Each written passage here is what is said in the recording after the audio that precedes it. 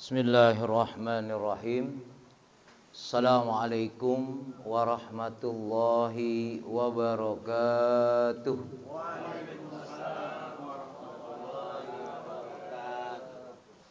Alhamdulillah. Alhamdulillahil qail fi kitabihil karim.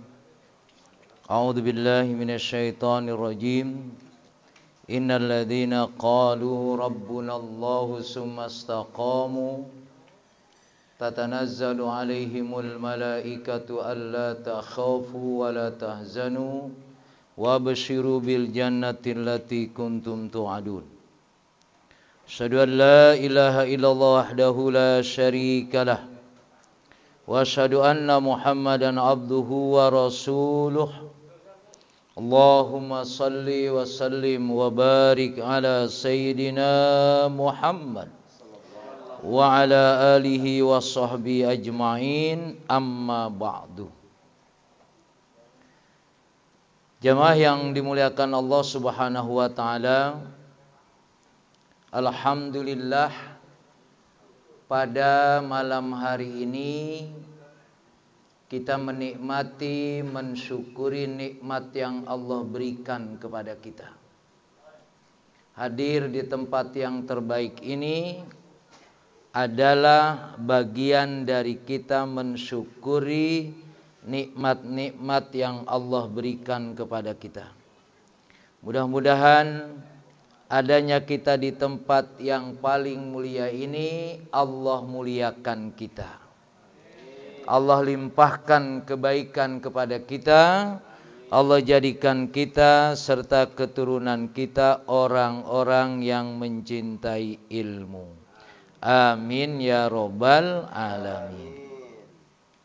Salawat serta salam kita sampaikan kepada Nabi kita Muhammad sallallahu alaihi wasallam, Nabi yang menjadi uswah kita dalam menjalani hidup dan kehidupan ini.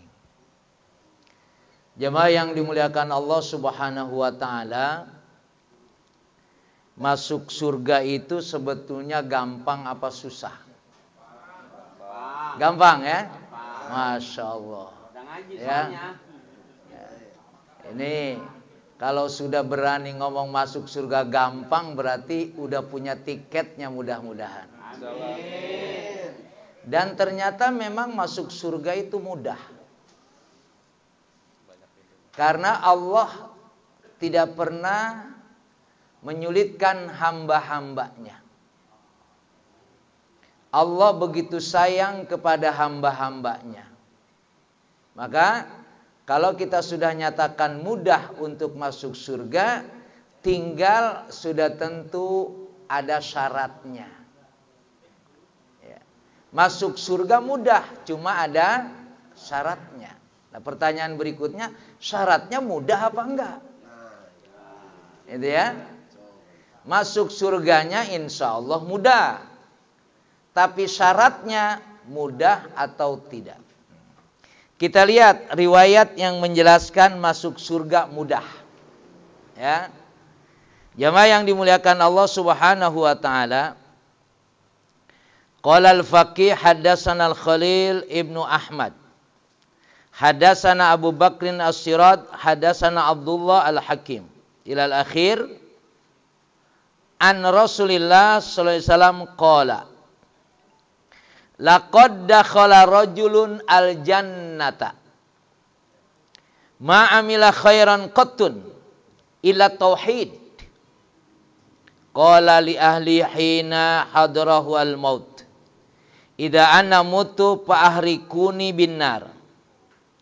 Summas hakuni sumadaru nisfi fil bahri wa nisfi fil barri.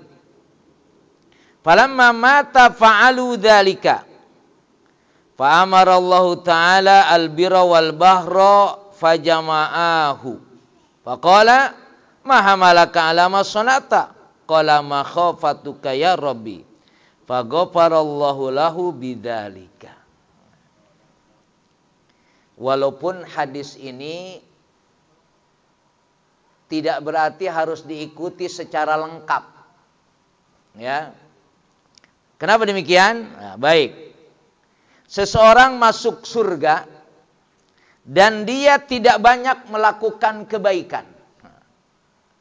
Masuk surga tapi tidak banyak melakukan kebaikan. Illa tauhid. Kecuali dia meyakini Allah itu satu.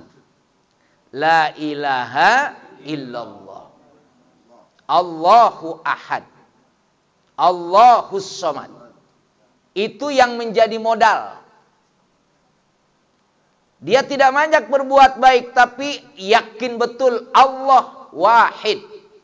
La ilaha illallah. Nah. Qala li ahli hina hadrahul maut.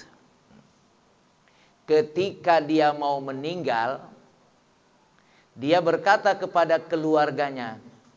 Apa yang dikatakan kepada keluarganya? Ida anna mutu fahrikuni binnar.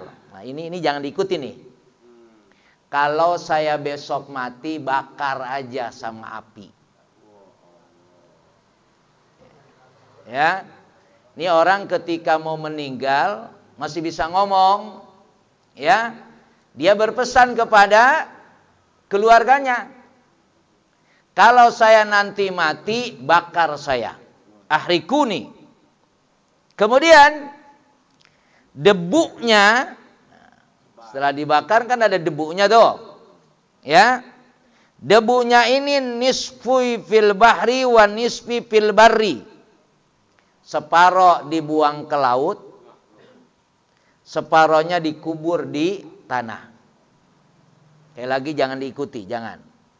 Coba nanti ada hikmah dari hadis ini, ya. Separohnya dibuang di laut, separohnya dibuang atau dikubur di tanah. Falamma mata fa'alu dzalika. Matilah orang tadi, datanglah kematiannya, betul dibakar oleh keluarganya sesuai dengan apa yang diminta ketika masih hidup. Fa amarallahu ta'ala al-birra wal bahra fajama'ahu. Kemudian karena kemarin dibakar, ya, debunya dibuang di laut sebagian dan sebagian lagi dikubur di tanah, lalu Allah menyuruh kedua debu di tanah dan di bumi ini suruh kumpul lagi. Artinya menjadi manusia lagi lah, sebut saja begitu. Setelah berkumpul tadi ditanya oleh Allah, kan hidup lagi nih. Ditanya oleh Allah, ma hamalaka ala ma sona'ta. Apa yang mendasari kamu, kok kamu minta dibakar oleh keluarga kamu? Allah bertanya. Kenapa kamu minta dibakar oleh keluarga kamu? Apa jawabannya, Pak? Makhafatuka ya Rabbi. Saya ini dosanya banyak. Dosa saya terlalu banyak padahal engkau banyak memberikan nikmat kepada saya. Saya takut betul ketemu engkau ya Rabb. Jadi ketika ditanya, dia jawabnya takut. Itu takutnya masih hidup. Dia sadar betul menjelang kematiannya dosanya terlalu banyak, tapi dia takut kepada Allah. Emang ada yang berani sama Allah? Hah? Ada nggak yang berani sama Allah? Adalah. Ya. Allah manggil, Allahu Akbar, Allahu Akbar. Ya. Azan di mana, perginya kemana? Iya. Ya. Pak, setan itu setan. Tahu setan nggak? Hah? Tahu? Ya. Setan itu kalau dengar adzan dia kabur. Ya. Setan begitu Allahu Akbar, lari dia. Kabur. menjauhi di mana suara itu ada. Ya. Berarti takut kepada azan. Ada Bang Dusya begitu? Banyak. Jangan begitulah. Ya. Kita kalau memang manusia, azan itu manggil siapa? Manggil manusia. Ya. Kemarin saya jelaskan adzan kan? Ya. Jadi begitu adzan, kalau kita menjauhi di mana tempat adzan berarti kita ya. Saya cuma nanya doang, dijawab. Ini Pak bedanya. Nah, ketika orang tadi dibakar, ya, penyebab dia dibakarnya membayangkan saya ini banyak dosa. Dosa saya terlalu banyak. Dan Allah banyak memberikan nikmat kepada saya. Besok saya ketemu dengan Allah. Waduh, nggak berani dah. Takut saya. Tapi akhirnya ketemu juga ditanya oleh Allah. Kenapa engkau melakukan seperti itu, menyuruh saudara engkau minta dibakar? Apa jawabnya? Makhafatuka ya Rabbi. Saya takut betul ketemu engkau ya Allah. Dengan jawaban ini, faghafarallahu lahu bidzalika. Akhirnya dosa-dosa yang banyaknya diampuni oleh Allah Subhanahu wa taala. Ya. Nah, kita harus ngikutin ini tapi jangan ngikutin bakarnya. Apa hikmah hadis ini memberikan pelajaran kepada kita? Harus ada rasa takut kita kepada Allah. Kalau Allah memerintahkan satu amalan, kita meninggalkan, tapi tetap ada rasa takut walaupun nggak ngerjain. Ya kan? Tetap ada rasa takut walaupun tidak mengerjakan apa yang Allah perintahkan. Tetap. Jangan sampai kita meninggalkan apa yang Allah perintahkan, rasanya hati aman aja. Tenang aja. Nah, ini masalah. Mungkin kita memang belum sanggup melakukannya. Sebut saja begitu. Tapi rasa takut harus ada. Karena ketakutan kita kepada Allah adalah bagian dari kelemahannya kita di hadapan Allah Subhanahu wa taala. Kalau saya kasih contoh begini, preman lagi tidur nih, preman lagi tidur. Kebetulan rokoknya ada di sampingnya, Bapak ambil. Kira-kira begitu Bapak ambil tuh ada nggak perasaan takut? Wah, jangan-jangan dia tahu nih kalau gue yang ambil. Kalau ada rasa takut bisa jadi Bapak tidak nyaman hidupnya atau rokoknya dibalikin. Ya kan, kira-kira begitu. Tapi kalau Bapak merasa aman, tidak takut, ya biasa saja. Paling dia datang ke gua, kalau dia ngelawan ya gue jotos lagi, gue takut. Ini kalau bahasa dengan preman. Tapi ada rasa takut inilah menjadi kunci di dalam riwayat hadis ini. Artinya bisa saja orang melakukan kejahatan, keburukan, tapi tetap harus ada rasa takut. Koruptor itu takutnya sama Allah apa sama KPK kira-kira tuh? KPK. Nah, salah dia. Ya? Ya. Nah, kalau dia merasa, ya gimana saya nggak korupsi? Wong saya kemarin jadi pejabat ini modalnya sekian. Saya harus balik modal. Tapi tetap dia merasa ada rasa salah. Merasa ada rasa takut kepada Allah. Yang jadi masalah, dia tidak takut kepada Allah, tapi takutnya ke KPK. Takutnya ke polisi. Takutnya ke jaksa. Nah, itu masalah.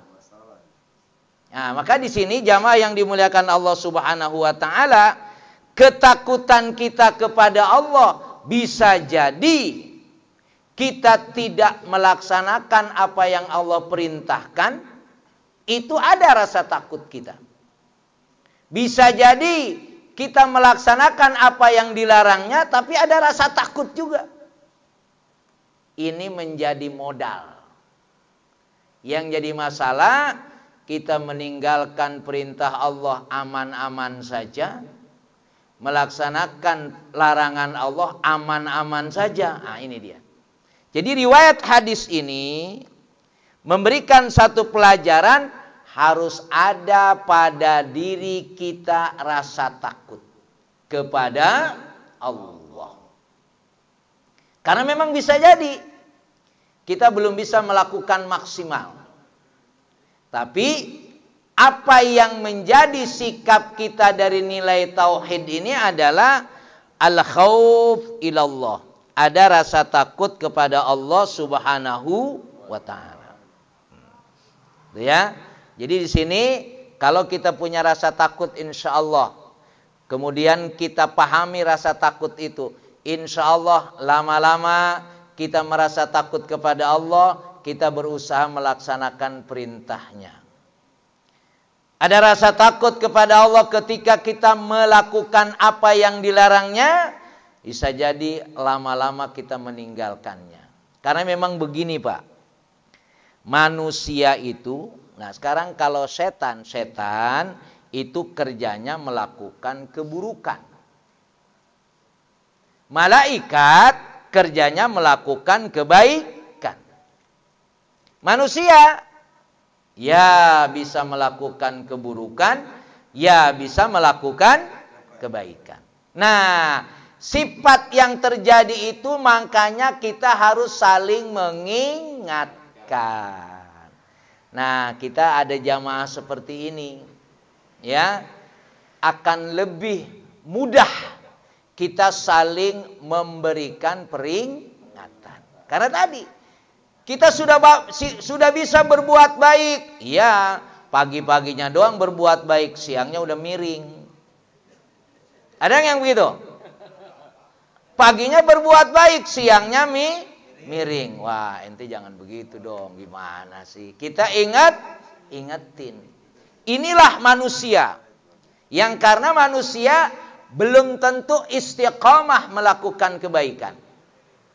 Juga manusia itu bisa melakukan maksiat keburukan. Tapi bisa nggak bertobat? Bisa. Dan untuk sampai tingkat derajat tobat, kita mengingatkan. Nah, makanya majelis taklim ini, majelis ilmu ini sebetulnya adalah media untuk kita saling mengingatkan. Insya Allah. Ente kenapa kemarin malam 1 nggak ngaji? Ya Allah. Ya, kebetulan teman ana datang. Bawa pancingnya cakep banget lagi. Ya, misalnya. Ya. Bawa pancingnya cakep banget. Ya. Dan katanya baru udah gitu umpannya wah dahsyat dah.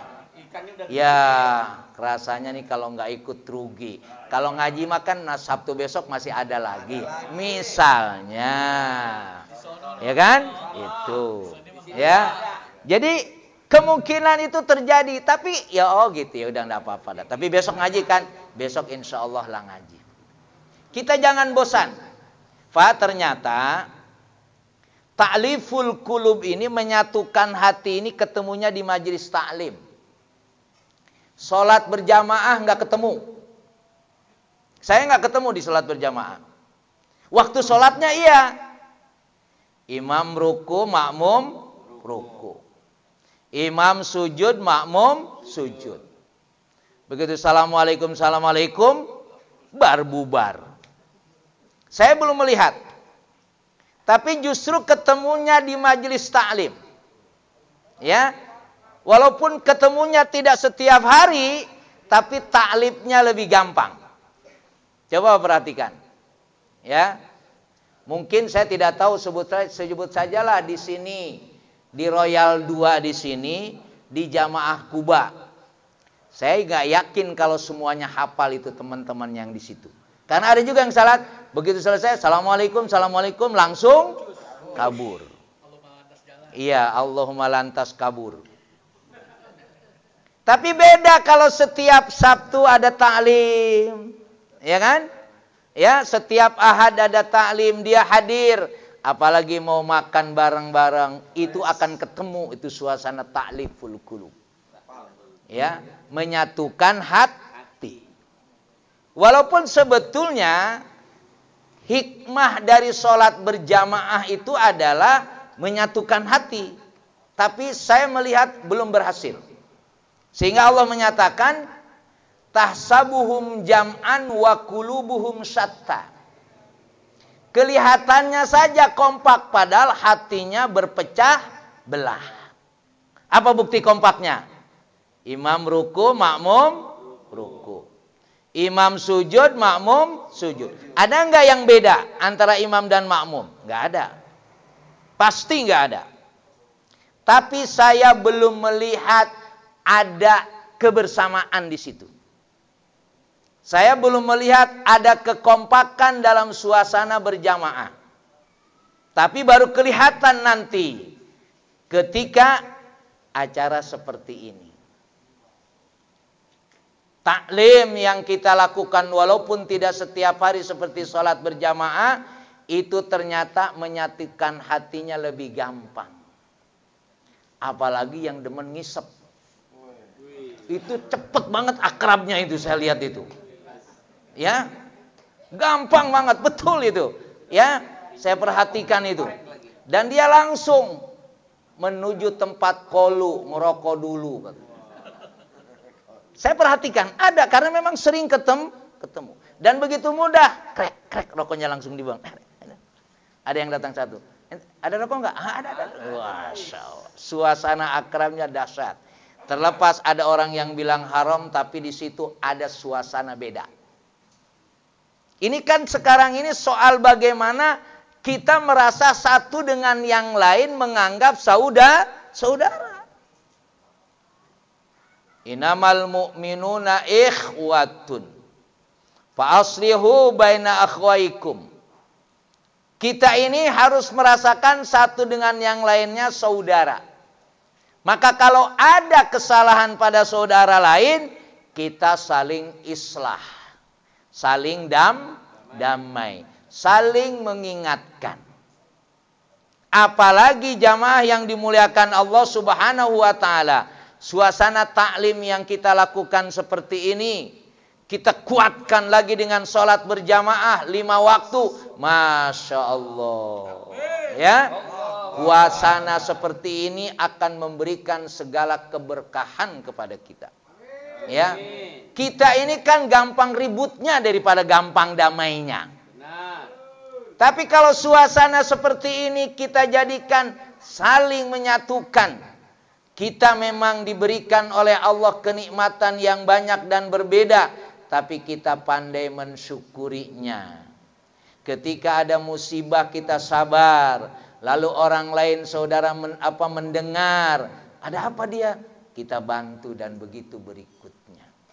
Maka alhamdulillah, saya yakin kalau suasana taklim ini terus seperti ini, semakin hari semakin banyak jamaahnya, keberkahan Allah akan turunkan di tempat ini. Amin. Karena jamaah yang dimuliakan Allah Subhanahu wa taala masuk surga ini yang saya bacakan tadi gara-gara takut aja. Ya, padahal dikatakan di sini ma'amila khairan qattun, belum banyak dia lakukan kebaikan, belum. Tapi rasa takutnya ada. Makanya besok kalau Sabtu nanti ada pengajian, Bapak nggak hadir di rumah, Bapak nggak tenang tuh. Waduh, kayaknya nih. Padahal AC udah 3 dipasang masih gerah aja nih bawahnya. Ya, kenapa masalahnya? Ini ada pengajian saya nggak datangin. Wah. Itu berarti sudah sampai pada tingkat al-khauf ilallah. Tapi ada ngaji-ngaji bodoh amat lah, yang penting gua tidur enak. Hati-hati. Malaikat maut datang aja nggak ampun tuh. Ya, Tapi kalau kita dalam keadaan begitu masih ada rasa takut, insya Allah. Ini gambaran, Pak. Makanya kalau Bapak bilang tadi masuk surga gampang atau sulit, ternyata gampang. Hadis yang lain, saya masih kasih yang sulit, yang gampang-gampang dulu nih. Ya. Wa taqranu qala ilahi in kana sawabuka lil muti'in wa rahmatuka lil mudnibin fa inni wa in kuntu lastu muti'an la arju sawabaka fa amma minal muslimin fa arju rahmatak. Dikatakan, ya Rabb, ya Tuhanku, kalau ya bahwa pahala itu buat orang-orang yang taat. Ya kan? Orang yang taat dapat pahala. Oke. Ya. Dan rahmat itu buat orang-orang yang berdosa. Rahmat itu buat orang-orang yang berdosa. Fa inni wa in kuntu lastu muti'an. Saya ini bukan orang yang taat. Berarti dikasih pahala enggak sama Allah? Enggak taat. Enggak kerja pengen gaji, gimana ceritanya? Ya. Ketika kita taat dapat pahala, tapi wa inni lastu muti'an la arju sawabak. Tapi walaupun saya ini tidak jadi orang taat, tetap saya pengen pahala dari Engkau ya Allah. Masya Allah. Tapi memang rada kagak beres kan. Lu gimana kagak kerja pengen dapat gaji lu. Tapi tetap, karena memang Allah ini maha segala-galanya, saya memang bukan orang yang taat. Tapi tetap saya mohon kepada Engkau ya Allah pahalanya. Fa'ana minal mudnibin.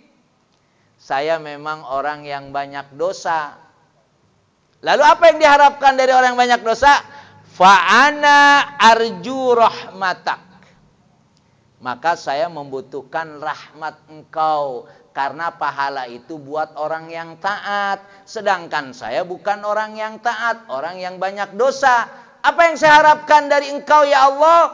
Mohon rahmat. Jadi tetap, bagaimanapun nakalnya kita, ya, artinya orang yang berdosa itu orang nakal. Sebetulnya gampangnya gitu. Tetap saja saya nggak akan minta ke dukun, enggak. Tetap saya minta kepada Engkau ya Allah. Nah ini dia nih, tauhidnya di sini nih. Ya, bagaimanapun saya dosanya banyak, tetap saya tidak akan minta ampunan dosa ini kecuali hanya kepada Engkau. Bagaimana bisa Engkau mengampuni dosa saya? Dengan rahmat Engkau lah dosa saya bisa diampuni. Makanya Pak, kita dosanya banyak, susahnya banyak, tetap aja jangan sampai ke dukun dah. Pokoknya tetap gua yakin sekarang dosa gua banyak, sekarang gua susah, besok pasti Allah ngasih rezeki sama saya banyak. Besok pasti pahala dosa saya diampuni oleh Allah. Tetap aja ngengkel kita. Tidak ada sandaran kita kecuali hanya kepada Allah. Ini harus dijadikan sikap, Pak. Ya, karena bagaimanapun apa dikatakan oleh Allah, rahmat Allah itu wasi'at kulla syai' wa rahmati wasi'at kulla syai'.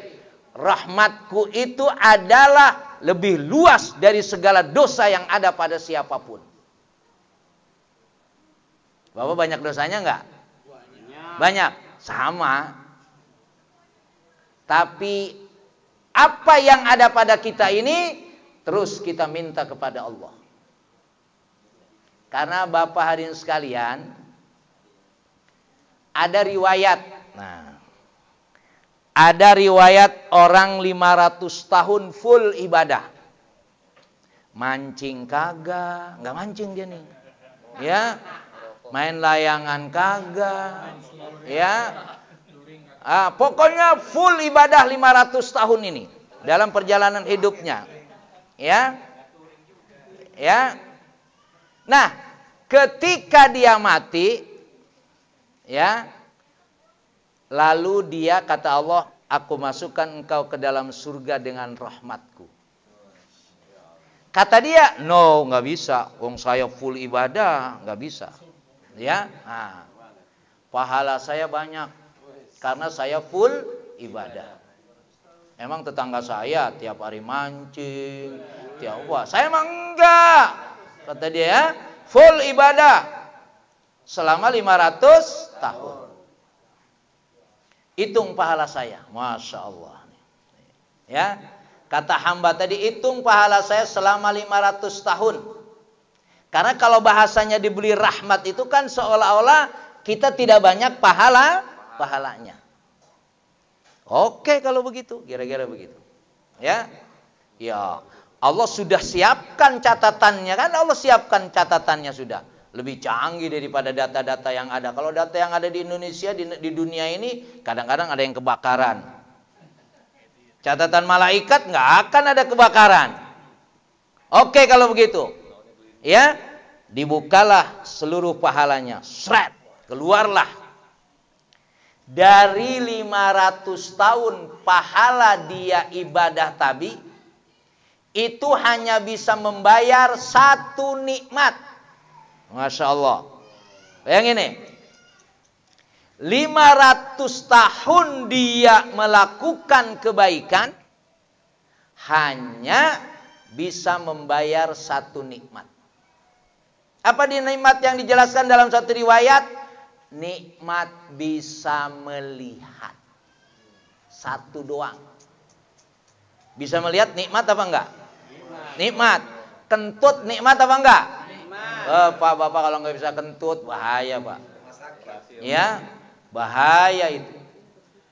500 tahun ya, pahala yang didapatkan hanya bisa membayar satu nikmat. Akhirnya kata Allah, ya sudah masuk neraka. Dia ogah masuk neraka. Ya kalau itu ya jangan dah. Ya, saya terima rahmat engkau ya Allah. Akhirnya masuk surga karena rahmat. Apa yang bisa kita ambil pelajaran dari sini, Pak? Sebetulnya memang pahala yang kita lakukan kaitannya dengan ibadah itu tidak pernah seimbang dengan nikmat yang Allah berikan. Coba Bapak perhatikan. Bapak pernah sakit? Sakit sama sehat lamaan mana? Sehat. Itu saja sudah jelas kita. Ya. Kalau bahasanya kita merasa susah hidup ini, sebetulnya kalau dihitung-hitung antara susah sama senang, insya Allah banyakan senangnya. Minimal kalau lagi susah pas tidur lupa kan susahnya. Iya kan? Tidur malam, tidurnya lebih lama. Pas bangun tidur susah lagi ya, lain lagi dah ceritanya. Tapi intinya kesusahan, kesulitan itu lebih sedikit. Maka sampai orang yang 500 tahun full ibadah tadi itu tidak bisa masuk surga. Alasannya kenapa? Tadi karena nikmat yang Allah berikan lebih banyak daripada pahala yang dia dapatkan. Bayangin, pahala 500 tahun hanya bisa membayar pahala satu nikmat. Padahal wa in ta'uddu nikmatallahi la tuhsuha. Dan kalau engkau menghitung nikmat-nikmat Allah, engkau tidak akan mampu menghitungnya.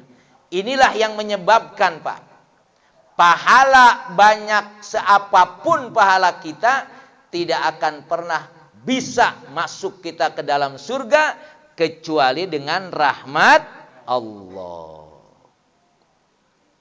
Wa dzakara anhu qala ilahi khalaqtal jannata wa ja'altaha walimatan li auliyaika wa aysat al-kufar minha wa khalaqta malaikataka ghairu muhtajina ilaiha wa anta mustaghnin anha wa in lam tu'tina al-jannah faliman takunul jannah. Pokoknya kita kalau minta sama Allah udah minta apa aja. Kalau bahasanya, biarin, emang gue kagak pantas masuk surga. Pokoknya gimana gue minta sama Allah, pokoknya masukin aja Allah ke surga, kira-kira gitu dah. Ini apa yang dijelaskan di sini? Ya Rob, engkau sudah ciptakan surga. Sudah ciptakan surga. Wa ja'altaha walimatan li auliyaika. Dan surga ini menjadi tempat kesenangan buat orang-orang yang takut kepada engkau. Pak, jadi nanti kalau di surga, Masya Allah gitu, senangnya udah luar biasa. Ya, tahan dulu, tahan. Di dunia kita nggak boleh minum khamar, di surga nanti boleh. Di surga kita kagak boleh, bukan kagak boleh, kagak berani. Punya bini 2 aja kagak berani. Di akhirat, di surga boleh. Sabar aja, sabar ya Allah, gue pengen. Sebenarnya gue pengen punya bini 2 nih. Ini gak ada ibu-ibu kan, ada juga di dalam, gak apa-apa dah. Ya, sebetulnya gue pengen punya bini 2 lagian, boleh kata Allah juga. Pengen gue punya bini 3, boleh kata Allah juga. Pengen gue punya bini 4 apalagi, boleh kata Allah juga. Cuma takut kokoprak doang. Ya, nah, nggak apa-apa dah, sabar Pak. Nanti di akhirat kita boleh milih. Masya Allah. Ya, sabar, ya, sabar. Insya Allah dapat. Kata Allah tadi, ilahi khalaqtal jannah. Engkau sudah menciptakan surga. Dan engkau jadikan surga itu adalah untuk kesenangan. Wa isatil kufar minha. Sedangkan orang-orang kafir udah mereka putus asa, enggak mungkin masuk surga.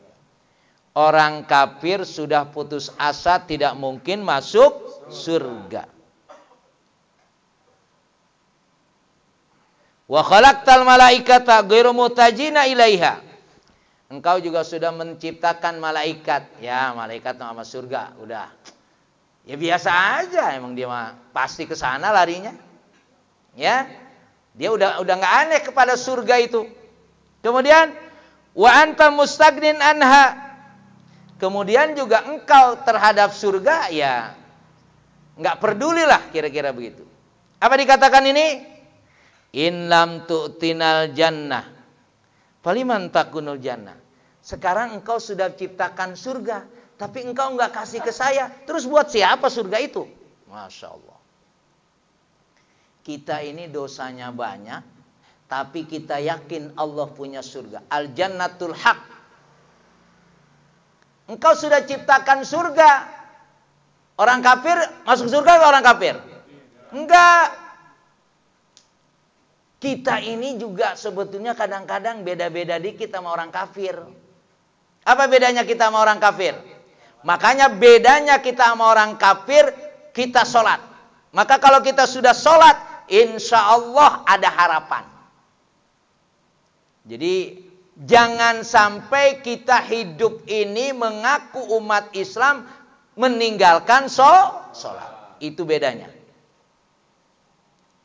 Lu kagak sholat lah? Kagak. Berarti lu apa? Nah, kafir dong lu. Jangan sholat dong. Ya, orang kafir sudah tidak ada harapan lagi ke surga. Makanya kita orang beriman ini, engkau sudah ciptakan surga ya Allah. Dan surga itu akan diberikan di tempat kesenangan buat orang-orang yang takut kepada engkau. Ya, malaikat sudah enggak heran sama surga. Engkau sudah ciptakan surga. Kalau engkau enggak kasih kepada saya surga, buat siapa? Malam-malam bangun nih malam. Ya Allah, benar sih saya banyak dosanya. Ya, tapi kan besok saya mati juga ya Allah. Engkau sudah ciptakan surga. Surga itu buat siapa? Udah kasih aja sama saya. Orang kafir nggak mungkin. Ya, kasih aja surga sama saya. Walaupun saya banyak dosanya, makanya maafin ya Allah. Enak banget jadi orang muslim ini. Ya, kata Allah, okelah kalau begitu. Kenapa Allah jawab demikian? Karena Allah punya sifat Ghafurur Rahim. Nih, Ini nikmatnya. Makanya Bapak hadirin sekalian, saya sering bilang, dua tempat jangan sampai tidak dinikmati. Satu majelis taklim, kedua masjid. Kuburan mantar terakhir aja. Itu juga tempat enak itu. Ya. Di kuburan enak gak Pak? Enak. Masya Allah enak. Ya. Nikmat orang yang sudah masuk ke alam kubur itu. Ya. Makanya kata Ali bin Abi Thalib, man lam yakum bi adai wajibihi nahwa watonihi wadinihi hadaron minat ta'abi awil mauti falaysa bi ahlin li ayyaish li annal mauta'atin la budda minhu walakinan nafsa syarifata la tamu. Siapa yang tidak mau berbuat kewajiban baik untuk negaranya ataupun untuk agamanya karena takut capek. Takut capek. Gue bantu-bantu gotong royong, ngapain gue capek ntar lah. Atau takut mati. Falaysa bi ahlin li ayyaish. Maka kalau orang hidup ini takut capek atau takut mati, jangan hidup udah mati aja. Hidup ini pasti capek, betul? Ya. Saya dari pagi nggak kerja apa-apa, capek nggak? Capek, tetap. Maka kalau orang takut capek, apalagi takut mati, falaysa bi ahlin li ayyaish. Walaupun akhirnya ujung-ujungnya mati. Nah, apa yang dikatakan mati itu menjadi nikmat? Kenikmatan mati akan dirasakan, ya. Fa inal mauta'atin la budda binhu walakinna nafsa syarifata la tamut. Tapi dia menjadi orang mulia ketika dia mati seperti dia tidak pernah mati. Selalu dikenang kebaikannya. Ini sekarang ini ada pengajian, Bapak rajin ngaji nih, kan? Tahu-tahu besok mati. Ya, oh, alhamdulillah, cakep banget itu. Ya, ya. Besok mati. Karena ya Allah, semalam pengajian sama kita. Masya Allah, berarti husnul khotimah dia. Ya, terus asal pengajian lagi kita bacain Fatihah. Orangnya sudah mati, tapi masih kita kenal terus, masih kita sebut namanya. Makanya kalau pengen disebut namanya, udah buru-buru mati berarti kita doain. Ya, biar disebut namanya. Ya, maksud saya adalah hidup ini memang membutuhkan pengorbanan dan perjuangan. Nggak bisa, Pak. Ya, tetap tadi paling tidak kita berjuang minta sama Allah. Bangun jam 3, bangun jam 2, ya Allah, memang dosa saya banyak. Saya akui dosa saya banyak. Dan saya akui juga engkau sudah banyak memberikan nikmat kepada saya. Terus engkau sudah membuat surga. Itu surga buat siapa? Orang kafir nggak mungkin masuk surga. Ya, maka ya Allah, udahlah dosa saya ampuni aja. Atau masukkan saya saja ke dalam surga. Bangun jam 3, Pak. Kan bangun jam 3 kan gampang. Enak kan? Enak gak bangun jam 3? Kencing doang. Enggak, berdoa. Ya. Makanya yang bertanya, Ustadz, saya ini kalau bangun jam 3, waduh ngantuknya luar biasa. Mau ngapain ente? Mau sholat tahajud. Kalau saya niat sholat tahajud bangun jam 3, waduh nggak tahan ngantuknya. Tapi kalau niat bangun jam 3 nonton bola, enteng banget. Ada yang begitu ada? Ya sudah, kalau gitu gini, ya. Ya. Kalau memang begitu kenyataannya, udah, saya mau bangun jam 3 mau nonton bola. Pas bangun nonton bola, ya sholat tahajud dulu. Boleh nggak? Boleh. Akalin lah mata kita tuh. Emang mata lu kudu diakalin aja sama gua. Akalin dah mata tuh. Ya. Jadi sholatnya cuma 10 menit, nonton bolanya sejam setengah. Enggak apa-apa dah. Ya. Ya. Ya. Artinya apa, Pak? Kita ini tetap berusaha melakukan kebaikan walaupun belum bisa banyak. Ya, tetap melakukan kebaikan walaupun belum bisa banyak. Lakukan kebaikan itu. Makanya kalau sekarang 500 tahun aja tidak akan pernah tertutupi nikmat Allah, tetap kita harus banyak istighfar. Nah, makanya kan kemarin pahala orang yang nuntut ilmu itu tidak lain kecuali surga. Makanya kan paling gampang. Kan saya bilang kemarin begini, lagian orang tolol banget. Kan udah bilang begitu saya biar ada jelas. Ya, majelis taklim ini pahalanya banyak, pahalanya balasannya surga. Udah gitu ada kopi, ada jeruk. Enggak mau datang juga kalau orang bukan tolol, orang apa itu? Masya Allah. Ya maksudnya alhamdulillah Allah bimbing kita. Ya, ya memang kita ini kalau diajak senang untuk dunia akhirat kaitannya dengan taklim susah banget ya Allah. Kenapa? Padahal enak banget datang ke majelis taklim tadi itu. Ada semangka, ada apa? Kok berat banget? Kopi ada. Udah gitu pulangnya kagak perlu bayar. Udah gitu diampuni dosanya oleh Allah. Dan besok kalau mati Allah berikan surga. Tapi tidak mudah datang ke sini. Berarti ada masalah. Konslet. Sedangkan kita alhamdulillah. Maka mudah-mudahan apa yang kita lakukan di tempat ini dan pindah satu tempat ke tempat yang lain. Nah sebetulnya malam Sabtu ini malaikat udah nggak bingung datang ke sini. Pak, malaikat itu ada yang keliling. Kalau di sana ada orang kumpul tentang dzikir sedang berbicara tentang keislaman, dia mampir. Makanya besok 2 minggu yang akan di mana lagi?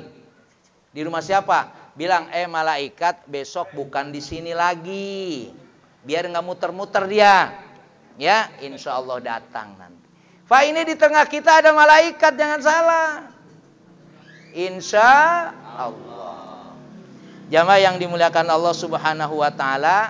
Jadi sebanyak apapun dosa kita, kalau kita menyadari akan dosa kita dan terus kita mohon kepada Allah rahmatnya, selesai sudah. Karena Allah maha segala ampun, memberikan ampun. Bahkan sampai ada dalam riwayat, andaikan seluruh manusia ini nggak punya dosa, aku habiskan mereka. Aku matikan semuanya. Kenapa? Berarti maha ampunnya nggak ada artinya ini. Makanya kita selalu bilang, lu punya dosa nggak? Punya, nggak apa-apa, kata Allah. Karena aku maha pengampun dan maha penyayang. Tapi jangan bangga, gue mah dosa gue banyak, tenang. Allah juga masih ngampuni. Maksudnya dosa kita ada, terus kita berusaha untuk mohon kepada Allah diampuni dosanya dan kita bertobat. Lagi udah umur 50 tahun mau lagu apa lagi? Ya udah, ya. Apalagi udah 60 tahun. Ya, udah kata malaikat, gua juga kasihan mencet dulu nih, gua kasihan sebetulnya ini. Ya. Tapi cobalah sudah umurnya udah tinggal sisa, tapi insya Allah Allah maha pengasih dan maha penyayang. Kalau terus ikut taklim, setiap ada taklim ada, terdengar suara adzan, kita datang ke tempat adzan itu, insya Allah. Bapak dan sekalian, cukup sekian. Mohon maaf, saya ini habis ini ada acara lagi memang. Kemarin juga sebetulnya saya pikir nih malam ini diganti, ternyata saya punya utang juga malam Senin kemarin. Ya, akhirnya mohon maaf, setelah ini saya pamit. Ya, karena saya ditunggu nih malam ini ada pengajian di tempat saya soalnya lagi. Ya, di tempat saya bukan di tempat yang lain, ya. Jadi mohon maaf ya. Ini bagian dari apa yang saya sampaikan, mudah-mudahan rahmat Allah berikan kepada kita. Memang kita punya dosa ya Allah, Allah juga tahu kita punya dosa. Tapi juga kita kudu ngaku, jangan bilang begini, Allah juga tahu gue punya dosa, ntar juga diampunin sendiri. Enggak, beristighfar banyak-banyak, ya, berusaha dengan amal soleh. Tetap kita juga harus berbuat. Insya Allah, innahu huwal ghafurur rahim. Saya kira ini pertanyaannya nanti bulan depan berarti, ya, kalau ada pertanyaan, ya. Mudah-mudahan bulan depan artinya kita masih panjang umur.